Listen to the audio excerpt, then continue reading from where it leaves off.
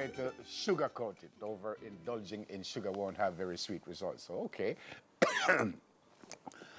That's the sugar And in for your the tea. past year, we have heard about the sugary drinks ban and the campaign surrounding it. Here to give us the details, the Honourable Minister of Health, Dr. Christopher Tufton, and Chief Education Officer in the Ministry of Education, Youth and Information, Dr. Grace McLean. Good morning to you both. Morning. Welcome to Smile Jamaica.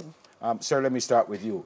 What is the ban? What have you asked the schools? So I prefer, and thank you very much, I prefer to use the word restriction as opposed to ban, because there are products that contain sugar. What we have done, and this has taken place over some time, consulting with the ministry officials and with the clinicians, the technical people, in recognizing the obesity challenges in the schools, we have said that we have instituted a policy that restricts the amount of sugar in the drink that the kids have access to, starting at 6 grams, effective January 1. So when you look at the menu of options that were available in the schools, you had sugary drink that contained up to 15, 16 grams per serving being 100 mil. We have brought that down to 6 and say those are the products. 6 or below, at least in the first year, that is allowed in the schools. And that's a policy that is endorsed by the Cabinet and by the country. And the manufacturers know this? The manufacturers know, because part of the consultative process was to engage the manufacturers. I've had several meetings with them through the Ministry of Education with my colleague, Minister Reid. We have had consultations with parents, with concessionaires or cafeteria operators, canteen operators. So there was a long process leading up to the 1st of January where we had sensitization sessions. Dr. McLean, Aretha Willie, principal of George Headley Primary School, told us that Monday evening she only received specific information about the restriction that day. She said, what I got today was an email with all of this information, one go coming from the ministry, and I thought that was a little too much, too late. Well, just to say, Neville, good morning to yourselves and your listeners and, of course, Minister. Just to say that the Ministry has always adopted a consultative approach as it relates to providing information to our schools.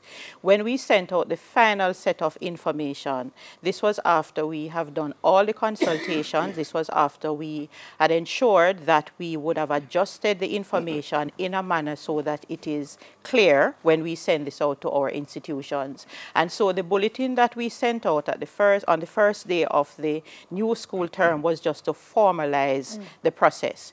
Now, having sent out that information, it really never meant that come today, Monday, January 7th, that you should just not have an organized approach to how this is done. We were aware that we would have already contacted and discussed and had agreement with the manufacturers who would be delivering products at the beginning of the school term. We were also aware that our school dietitians, our school concessionaires and so on, the dietitians from the Ministry of Health and our concessionaires would have been sensitized, and so they would have now been in a position to guide the schools in terms of how you discuss with the manufacturers and so on. So the information that we sent out was just to formalize the process. We knew also that if we had sent out that information during the Christmas period, it would have been lost. And so we made a deliberate attempt to send the formal information out at the beginning of the school term so that it would create that general awareness as a method of being very serious about what we are doing and to ensure that our schools start with the implementation of the process. I must also add that we are not leaving the schools on their own to do this. We have our health and family life education officers. We have the support from the Ministry of Health team. We have our education officers. And so they were mandated and tasked to go out into the institutions to further provide support in terms of how to interpret what is on the labels and to ensure that we start the gradual adjustment. And this has started from the first week in January, and it is expected to continue throughout January, and then we will do interim, provide interim support for the rest of the months until we are able to get this right. Wow, that was a lot of information, Dr. McLean, and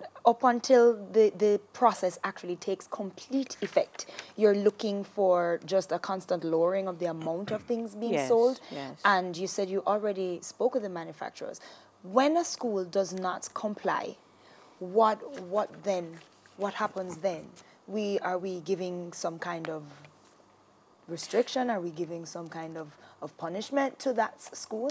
So we have a decentralized process for education where our schools are run by boards, and these boards are appointed by our ministers. And so the ministry will not get directly involved in a school that has decided, in terms of the operations of a school that has decided not to comply.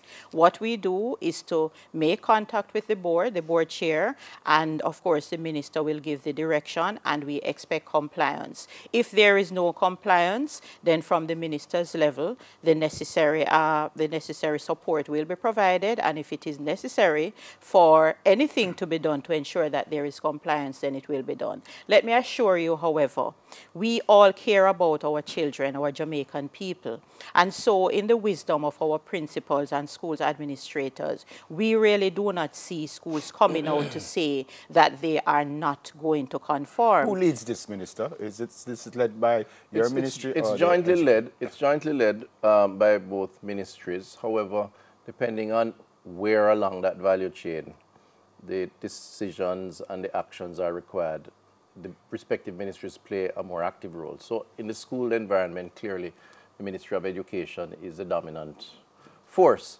So its principals, its education officers, we interface through our dietitians and other health officers to give support, starting originally with the guidelines based on the clinical diagnosis of the situation, and then, of course, visiting the schools, providing technical support and otherwise. What do you say to the vendors? The vendors, who controls we have actually, the vendors? the vendors are a particular group which, frankly speaking, we think serve an important purpose to these institutions. Many of them are known, have been there in their locations for a long time. And one of the approaches, or the dominant approach, is to interface with them, help them to appreciate what those standards are. The enforcement is a little more challenging because they are not officially part of the school environment. But so far, so good based on the preliminary responses. Because as Dr. McLean said earlier, I don't think there's a Jamaican, and more so a Jamaican parent, who is not concerned about the health implications of a child overindulging. Well, according to the opposition spokesman, Dr. Ronitwitz, he was saying that we should not confiscate the sugary drinks. We should work with them. So there's no policy. There's no policy to confiscate if a child takes a product from home. Right. We certainly don't want to deprive the child of their lunch in that particular circumstance. So what we do, we appeal to parents. And we try to enforce by giving them the information and the justification for the change, and encourage them to pack lunch kits. But does it not defeat the purpose if, as a father, I just give my pick the sugar every day? Well, look at you don't do anything about it. Look at it this way. Look at it this way. The policy is limited to the extent that we sanitize or attempt to the school environment, but nothing prevents a child having left school or before going to school from buying a drink of any kind, or a parent for that matter taking it home. In the initial stages, I think we are trusting the process to work based on understanding through public education, public information, through moral suasion, through and promotion, why it is important. The reality, guys, is that obesity levels in our schools has doubled over the last 7 years. Our children are getting sick prematurely, and it is affecting their capacity to learn and develop. And I think this is why the policy is necessary. We want to start it there. There are other things coming, by the way. There is a nutrition policy for schools that we're developing jointly, which will determine lunches, or how they are prepared, what options are available to students.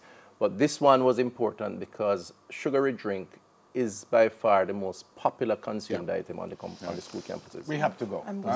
It's not a term I use too often. Best practices. This happens elsewhere in the happens world? in a number of countries. In fact, in the Caribbean, Trinidad made the announcement, and in fact, they are more extreme. There are a number of countries across the world that have recognized the wisdom of this action and have taken steps through policy. And we are therefore following a trend that is, in terms of health and wellness, is the right approach. Thanks for coming, sir. Right Thank you. Thank Good you. to see you. The Honourable Minister of Health, Dr. Christopher Tufton, and Chief Education Officer in the Ministry of Education, Youth and Information, Dr. Grace McLean. I have a feeling you're going to see the Minister again this morning. I think he's the new co-host. Well then, I can just go home. More on Smile on the other side of the break, guys. Don't go anywhere.